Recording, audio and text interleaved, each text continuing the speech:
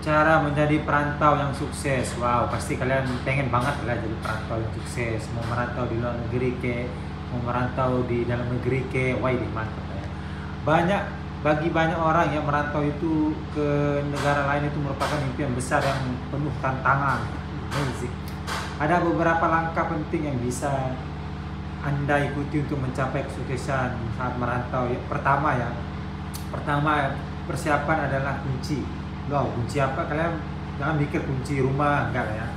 Pasti Anda memahami budaya, bahasa, dan aturan negara tujuan. Ini akan membantu Anda yang beradaptasi lebih cepat. Ini kalian harus pelajari ini. Belajar bahasa lokal dapat membuka banyak peluang, membantu komunikasi sehari-hari dan membangun hubungan baik. Kedua, rencanakan keuangan Anda dengan matang. Nah, ini masalah keuangan ini sangat penting lah ya. Biasanya ya, perantau-perantau itu ya masalah terbesarnya itu masalah keuangan. Tidak bisa mengatur keuangan gitu lah ya.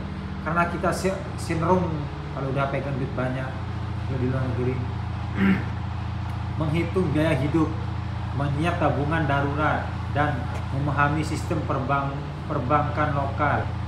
Perbankan lokal, wow.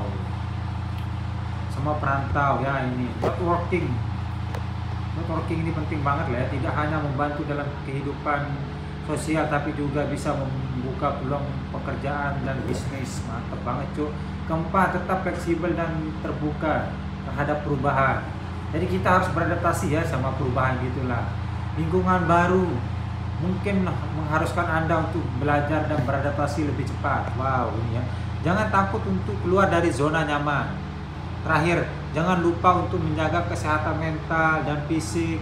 Merantau juga bisa penuh tekanan. Jadi penting untuk menemukan cara agar tetap seimbang dan bahagia. Widih.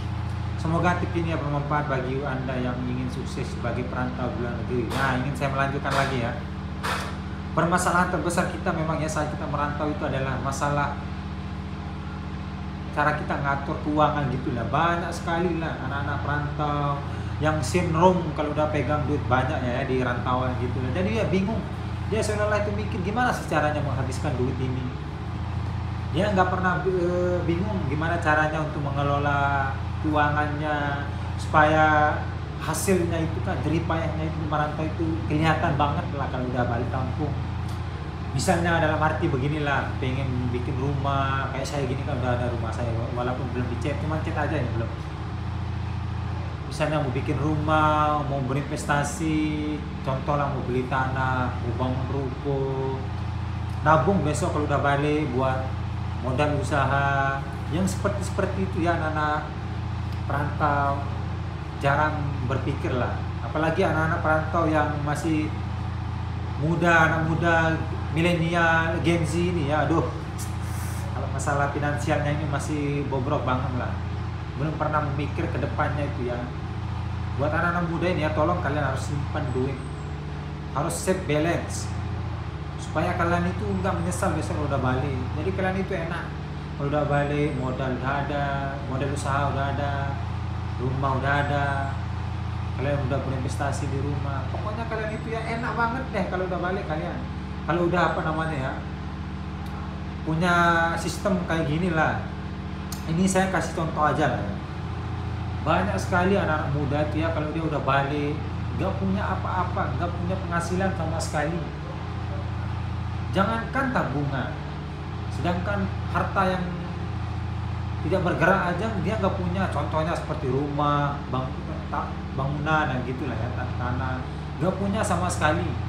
Ujung-ujungnya itu ya pasti dia merantau lagi. Jadi dia tidak bisa mengurangi angka apa namanya, angka pekerja migran, tapi malah menambah terus. Kalau sistem kita atau prinsip kita kayak gitulah. Makanya penting banget lah untuk kita mengatur keuangan dengan bijak, mengatur finansial gitulah ya.